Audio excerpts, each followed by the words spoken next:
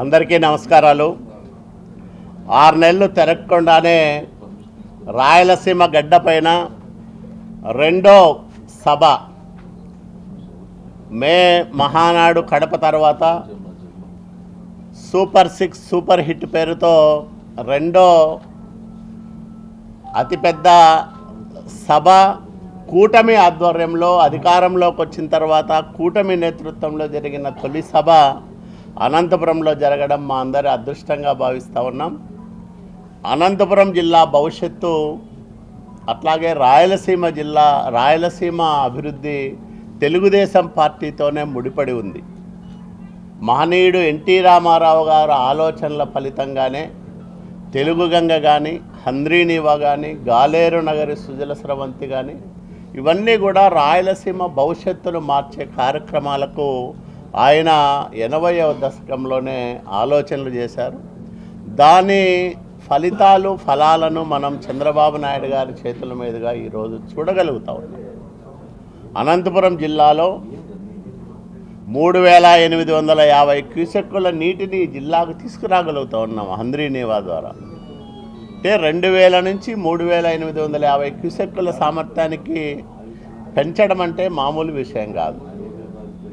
ఆ పెరిగిన సామర్థ్యం అనంతపురం జిల్లాకు ఉపయోగపడుతుంది.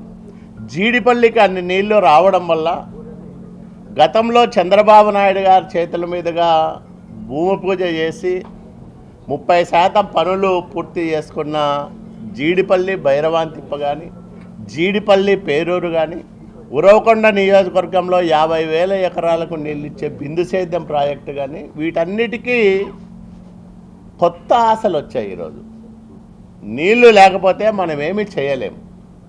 ఆ నీటిని చంద్రబాబు నాయుడు గారు ఇస్తూ ఉన్నారు ఈరోజు. అందువల్లనే అనంతపురం జిల్లా దశ మారబోతూ ఉంది. ఒకవైపు పండ్ల తోటలని ప్రోత్సహించడంతో పాటు ఆగిపోయిన బిందు సేద్యాన్ని మళ్ళా తిరిగి ప్రారంభం చేశాం. అట్లాగే అనేక పరిశ్రమలు రాయలసీమ వ్యాప్తంగా దాదాపు 46 భారీ పరిశ్రమలు రాబోతూ ఉన్నాయి. కొప్పర్తి ఓర్వకల్లు పారిశ్రామిక వేడలను కేంద్ర ప్రభుత్వ సహకారంతో ప్రధానమంత్రి నరేంద్ర మోడీ గారు ఆశీస్సులతో ఈరోజు అభివృద్ధి చేయబోతూ ఉన్నాయి. సత్యసాయి జిల్లాలో అనేక కేంద్ర ప్రభుత్వ రంగ సంస్థలకు సంబంధించిన అనుబంధ పరిశ్రమలు రాబోతూ ఉన్నాయి. ఇవన్నీ కేంద్రంలో రాష్ట్రంలో డబుల్ ఇంజన్ సర్కారు ఉండడం, జనసేన అధినేత పవన్ కళ్యాణ్ గారి సహకారం అండదండ ఉండడం వల్ల చంద్రబాబు నాయుడు గారు తనకున్న పాలనా అనుభవంతో, పరిపాలనా సామర్థ్యంతో రాయలసీమ పైన ప్రత్యేక దృష్టి పెట్టి ఈ కార్యక్రమాలన్నీ కూడా చేయగలుగుతూ ఉన్నారు. అందుకనే అంత జనం చంద్రబాబు నాయుడు గారిని చూడడానికి, చంద్రబాబు నాయుడు గారు, పవన్ కళ్యాణ్ గారు, బీజేపీ మాధవ్ గారు చెప్పే మాటలు వినడానికి ఉత్సాహం చూపించారు. అది స్వచ్ఛందంగా వచ్చిన ఉత్సాహం. ప్రజల్లో ఈ ప్రభుత్వం పైన పెళ్ళబుకుతున్న అభిమానానికి నిదర్శనం నిన్నటి సభ. ఆషామాషిగా అంతమంది రారు. అధికారంలో ఉన్నప్పుడు అనేక ఇబ్బందులు ఉంటాయి. ప్రజలు ప్రతిపక్షంలో ఉన్నప్పుడు పోరాట స్ఫూర్తి ఉంటుంది. అధికారంలో ఉన్నప్పుడు మందే ప్రభుత్వం అనే భావన ఉంటుంది. కానీ ఆ ఉత్సాహం చూస్తూ ఉంటే వాళ్ళకి మేమందరం కూడా చేతులెత్తి నమస్కారాలు చేయాల్సిన అవసరం ఉంది. అన్ని లక్షల మంది బస్సు టాపులపైన, లారీల్లోనూ వచ్చి సభ ప్రారంభం నుంచి మేము 1:56 సభ ప్రారంభం చేశాం.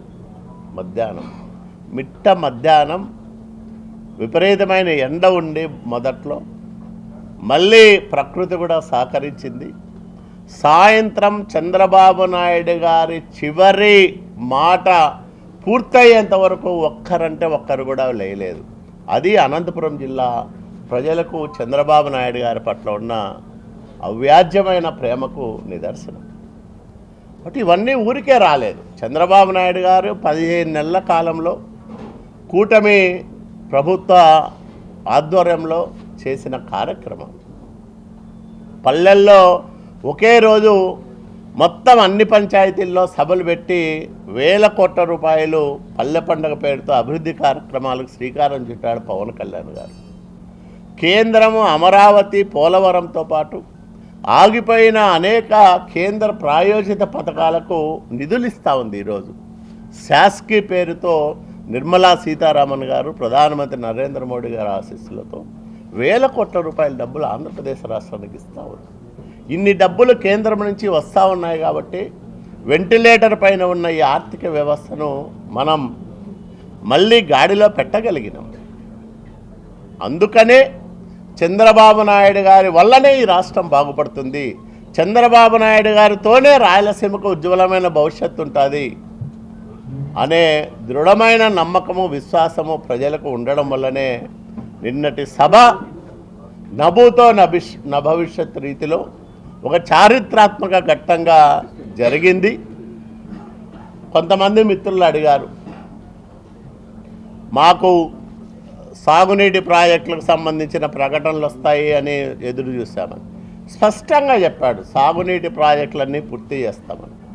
అట్లాగే ఈ జిల్లాను ప్రత్యేకంగా ఆదుకుంటాం, రాయలసీమ అభివృద్ధికి నా దగ్గర ఒక రోడ్ మ్యాప్ ఉంది, దాన్ని అమలు చేస్తానని స్పష్టంగా చంద్రబాబు నాయుడు గారు నిన్న చెప్పడం జరిగింది. ఆయన మాటలు, ఆయన ఇచ్చిన హామీలు, అట్లాగే ఆయన 15 నెలల కాలంగా చేస్తున్న కార్యక్రమాలు ఇవన్నీ కూడా ప్రజలకు భవిష్యత్తు పైన ఒక నమ్మకాన్ని కలిగిస్తూ ఉన్నాయి. అందువల్లే అన్ని లక్షల మంది రాగలిగినారు. ఎర్రటి ఎండలో అంతసేపు కూర్చొని నిలబడి మీరందరూ చూశారు. చాలామంది సభకు రాలేని వాళ్ళు రోడ్లపైనే లారీలెక్కి, బస్సులెక్కి వింటా ఉన్నారు ఆ మైకుల్లో వచ్చే మాటలను. అంటే ఎంత ఉత్సాహం ఉంటుందో, ఎంత ఆసక్తి ఉంటుందో మనం అర్థం చేసుకోవచ్చు. అందువల్ల రాయలసీమ గడ్డ తెలుగుదేశం పార్టీ అడ్డాగా మారిందనే దానికి మొన్న జరిగిన కడప సభలు, అట్లాగే ఈరోజు జరిగిన అనంతపురం సూపర్ హిట్ సభలో నిదర్శనాలు. ఇంత పెద్ద ఎత్తున తెలుగుదేశం పార్టీకి ఆదరణ వస్తూ ఉందని కుట్రతో, కుతంత్రంతో జగన్మోహన్ రెడ్డి ఏది పడితే అది మాట్లాడుతూ ఉన్నాడు. 5 సంవత్సరాలు అరాచక పరిపాలన చూసాం. ఈ జిల్లా మనమడిని హంద్రీనీవా కాలువను 10,000 క్యూసెక్కుల సామర్థ్యానికి పెంచుతామని ఇదే కాలేజీ గ్రౌండ్లో మాట చెప్పిన విషయం మనందరికీ తెలుసు.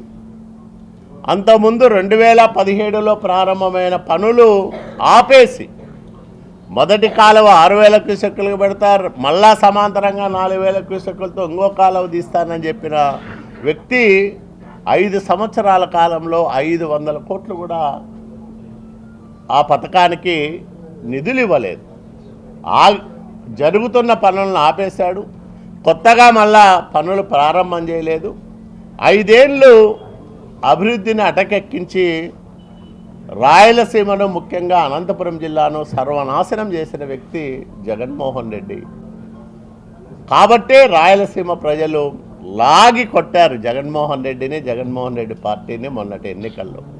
అనంతపురం జిల్లాలో 14 నియోజకవర్గాల్లో తెలుగుదేశం పార్టీ బీజేపీని గెలిపించారంటేనే జగన్మోహన్ రెడ్డి పైన ఉన్న ప్రజా వ్యతిరేకత, చంద్రబాబు నాయుడు గారు అట్లాగే కూటమి పైన ఉన్న వాళ్ళకున్న నమ్మకం, ఇవే మొన్నటి ఎన్నికల ఫలితాలు.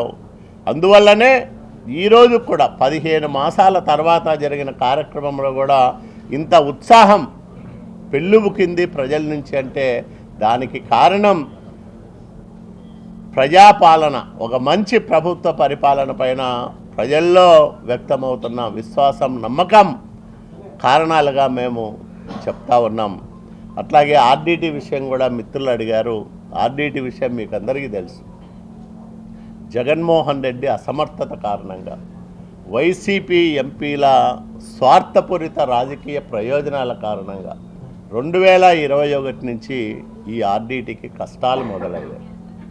అప్పట్లోనే వాళ్ళు జగన్మోహన్ రెడ్డి పార్టీ ఎంపీలు, జగన్మోహన్ రెడ్డి ప్రభుత్వం కేంద్రంతో సంప్రదింపులు జరిపి ఆర్డీటీ ఈ జిల్లాలోనూ అట్లాగే రాయలసీమలోనూ ప్రకాశం జిల్లాలోనూ చేస్తున్న సంక్షేమ కార్యక్రమాలు, కులాలకు మతాలకు అతీతంగా ఆర్డీటీ అందిస్తున్న సేవలపైన కేంద్ర ప్రభుత్వానికి వివరించి ఉంటే ఆర్డీటీకి ఈ పరిస్థితి వచ్చేది కాదని మీ అందరికీ నేను మనవి చేస్తాను. తర్వాత ఆర్డీటీ ఎఫ్సిఆర్ఏ రెన్యువల్ రిజెక్ట్ చేసిన తర్వాత అదే లేఖలోనే వాళ్ళు చెప్పారు, మీరు మళ్ళీ కొత్తగా దరఖాస్తు చెయ్యండి ఎఫ్సిఆర్ఏ కని, ఆ కొత్త దరఖాస్తును పరిశీలన చేస్తామని చెప్పారు. ఆ కొత్తగా మళ్ళా దరఖాస్తు చేశారు ఆర్డీటీ వాళ్ళు. చంద్రబాబు నాయుడు గారు స్వయంగా లేఖ రాసి అమిత్ షా గారిని కలిసి ఆర్డీటీ సేవలను వివరించి దీనికి ఖచ్చితంగా ఎఫ్సిఆర్ఏ మళ్ళీ మనం మంజూరు చేయాల్సిన అవసరం ఉందని చెప్పి ఆయనతో ఈ వివరాలన్నీ కూడా పంచుకున్న నాయకుడు చంద్రబాబు నాయుడు గారు. అట్లాగే ఈ ఆర్డీటీ ఎఫ్సిఆర్ఏ వ్యవహారాన్ని పర్యవేక్షించడానికి 2 ఎంపీలకు బాధ్యత పెట్టింది తెలుగుదేశం కూటమి పార్టీలు. ఒకవైపు లావు శ్రీకృష్ణదేవరాయలు, మరోవైపు సానా సతీష్ గారు, ఇద్దరు కూడా కేంద్ర ప్రభుత్వంతో నిత్యం సంప్రదింపులు జరుపుతూ ఉన్నారు. కొన్ని సాంకేతిక కారణాల వల్ల ఇంకా ఐబీ రిపోర్టు రాని కారణంగా దానిపైన కేంద్ర ప్రభుత్వం నిర్ణయం తీసుకోలేదు. మేము మొన్న జిల్లా ఎమ్మెల్యేలు, మా ఎంపీల ఇద్దరి సహకారంతో రామ్మోహన్ నాయుడు గారి నేతృత్వంలో ఒక ప్రతినిధి బృందం వెళ్ళి అమిత్ షా గారిని కలిశాం. ఆయనకు ఈ వివరాలన్నీ కూడా మళ్ళా చెప్పాం. మా నాయకుడు చంద్రబాబు నాయుడు గారు ఇచ్చిన లేఖ ప్రతిని కూడా మా వినతి పత్రంలో జత చేసి ఇచ్చాం. ఆర్డీటీ పట్ల, ఆర్డీటీ సేవల పట్ల చంద్రబాబు నాయుడు గారికి కానీ కూటమి పార్టీలకు కానీ నిబద్ధత ఉంది. కాబట్టే వైసీపీ హయాంలో జరిగిన తప్పిదాలను, అప్పట్లో వాళ్ళ నిర్లక్ష్యాన్ని సరిదిద్దే ప్రయత్నం మేము చేస్తూ ఉన్నాం. ఖచ్చితంగా ఆర్డీటీకి ఎఫ్సిఆర్ఏ నంబరు వస్తుందని విశ్వసిస్తూ ఉన్నాం. మా నాయకుడు కలిశారు, మా ఎంపీలు నిరంతరం కేంద్ర ప్రభుత్వంతో సంప్రదింపులు చేస్తూ ఉన్నారు. మేము జిల్లా ప్రజాప్రతినిధులందరూ కూడా వెళ్ళి ఆర్డీటీ విషయంలో అమిత్ షా గారికి విశదపరిచాం. నేను ఒకటే అడుగుతా ఉన్నా, జగన్మోహన్ రెడ్డికి చిత్తశుద్ధి ఉంటే ఎందుకు ఈ విషయంలో వాళ్ళ ఎంపీలు ఈ మొత్తం రాయలసీమకు సంబంధించి, రాష్ట్రానికి సంబంధించి తెలంగాణలో కూడా ఆర్డీటీ సేవలు ఉన్నాయి కదా, ఇక్కడ వాళ్ళు రాజకీయ ప్రయోజనాల కోసం ఆర్డీటీకి ఉన్న పేరు ప్రఖ్యాతులు వైసీపీ రాజకీయ స్వార్థ ప్రయోజనాల కోసం వాడుకోవాలని అనంతపురం జిల్లాలో ప్రయత్నం చేస్తున్న వాళ్ళు ఢిల్లీలో ఎందుకు ప్రయత్నాలు చేయలేదని నేను అడుగుతా ఉన్నాను. మీరు కూడా అడగాల, ఎవరు చిత్తశుద్ధితో ఉన్నారు, ఎవరు ఆర్డీటీ పట్ల నిబద్ధతతో పనిచేస్తూ ఉన్నారు అనే విషయాలు కూడా అన్నీ తెలిసిన పాత్రికేయ మిత్రులు కూడా ఆలోచన చేయాలని నేను విజ్ఞప్తి చేస్తూ ఉన్నా. ఎందుకంటే ఇది ఈ జిల్లాతో దశాబ్దాలుగా పెనవేసుకున్న అవినాభావ సంబంధం, ఆర్డీటీకి పేదలకు ఉన్న అవినాభావ సంబంధం. ఇది విడదీయలేని బంధం, దీన్ని ఎవరు విడదీయలేరు. ఆర్డీటీకి అందరూ అండగా ఉంటాం, ఆర్డీటీని రక్షించుకుంటాం. అట్లాగే ఈ జిల్లాలో నిన్న సూపర్ హిట్ సభను విజయవంతం చేయడంలో ప్రముఖ పాత్ర వహించిన కూటమి నాయకులందరికీ పేరు పేరున కృతజ్ఞతలు తెలియజేస్తూ, ప్రజలకు ముఖ్యంగా అన్ని లక్షల మంది స్వచ్ఛందంగా వచ్చి ఇక్కడ విజయవంతం చేసిన ప్రతి ఒక్కరికి మనస్ఫూర్తిగా ధన్యవాదాలు తెలియజేసుకుంటూ, అట్లాగే మీరు కూడా శ్రమ కోర్చి నిన్నంతా కూడా ఈ కార్యక్రమాల కవరేజ్ చేసినందుకు పాత్రికేయ మిత్రులకు కూడా నమస్కారాలు తెలియజేసుకుంటూ మీ అందరి దగ్గర కూడా సెలవు తీసుకుంటాం. అందుకనే మేమే ప్రయత్నం చేస్తున్నాం. మేమేం వాళ్ళను మాతో రమ్మని అడగల, మేము చేస్తాం. ఖచ్చితంగా ఆర్డీటీకి అండగా ఉంటాం. భవిష్యత్తులో ఆ సేవలు ఇంకా ఉపయోగపడేలా చూస్తాం. వాల్మీకి ఎస్టీలో చేర్చాలని డిమాండ్ పెద్ద ఎత్తున నేనే కామన్ మ్యాన్గా ఉన్నా, ఎమ్మెల్యేలు ఇంకా బాగా ఉండాలని చెప్పారు. దాంట్లో తప్పే ఉంది. నువ్వు బాగుండవని నీకు చెప్పడం తప్ప అంటే డిమాండ్ ఉంది. ఇప్పుడు మీరు అధికారంలో ఉన్నారు, గతంలో చేశారు, ఇప్పుడు ఏం జరుగుతుంది?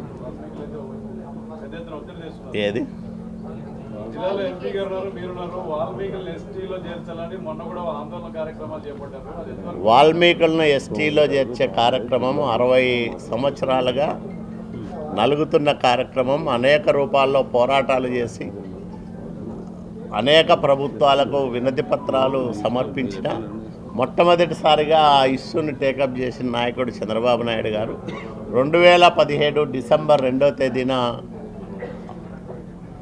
అసెంబ్లీలో మండలిలో తీర్మానాలు చేసి కేంద్ర ప్రభుత్వానికి పంపించాం. కేంద్రం 2 సార్లు కొన్ని కొర్రీస్తో వివరణ అడిగింది. ఆ రెండిటికి మేము సమాధానాలు ఇచ్చాం. తర్వాత ఎన్నికలు వచ్చాయి. ఎన్నికలు వచ్చిన తర్వాత మీకు అందరికీ తెలుసు, వైసీపీ ప్రభుత్వం అధికారంలోకి వచ్చిన తర్వాత దానికి మళ్ళా ఏకసభ్య కమిషన్ వేసి రాష్ట్రమంతా కాదు, ఓన్లీ రాయలసీమలోనే వీళ్ళని ఎస్టీలుగా చేరిస్తే బాగుంటుందని చెప్తూనే దానికి సంబంధించిన రిపోర్టులో వాల్మీకులు ఎస్టీలుగా ప్రకటించడానికి అనువైన వివరాలు పొందుపరచుకోకుండా జగన్మోహన్ రెడ్డి తీరని అన్యాయం చేశాడు ఈ జాతికి. మళ్ళా కూటమి ప్రభుత్వం ఈరోజు రాష్ట్రంలోనూ కేంద్రంలోనూ అధికారంలో ఉన్నాయి. ఖచ్చితంగా ఆ విషయం ఇప్పుడు ఒక టేకాఫ్ అయింది రాష్ట్రం. కాబట్టి ఖచ్చితంగా ఈ విషయాన్ని కూడా కేంద్ర ప్రభుత్వం దృష్టికి తీసుకెళ్ళి మళ్ళా మేము ఏదైతే 2017 డిసెంబర్ 2వ తేదీన రాష్ట్ర ప్రభుత్వ అభిప్రాయంగా చెప్పిందో రాష్ట్ర వ్యాప్తంగా ఉన్న వాల్మీకి బోయలందరినీ 33 ఉపకులాలను కూడా చేర్చాలని చెప్పిందో దానికి కట్టుబడి ఉంటామని, వీళ్ళకి న్యాయం చేయమని మళ్ళీ కేంద్రాన్ని కోరేటట్లుగా రాష్ట్ర ప్రభుత్వం చర్యలు తీసుకుంటుంది. చంద్రబాబు నాయుడు దృష్టికి నేను అట్లాగే గుమ్మనూరు జయరాం గారు, ఆదోని ఎమ్మెల్యే పార్సారథి గారు వెళ్ళి కలిసాం. ఆయన దృష్టికి తీసుకెళ్ళాం. ఆయన కూడా దీన్ని పరిశీలన చేసి చేద్దామని చెప్పారు. ఖచ్చితంగా దాన్ని ఎప్పుడు చేయాలా, ఏం చేయాలా అనేది చంద్రబాబు నాయుడు గారు ఆలోచన చేస్తున్నారు. ఖచ్చితంగా చేస్తారని మేము నమ్ముతా ఉన్నాం.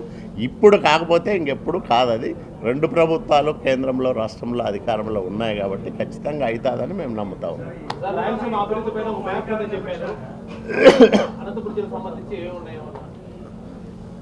పాదయాత్ర సందర్భంగా కడప నగరంలో మా యువ నాయకుడు నారా లోకేష్ బాబు గారు రాయలసీమ అభివృద్ధి పైన ఒక డిక్లరేషన్ ఇచ్చారు.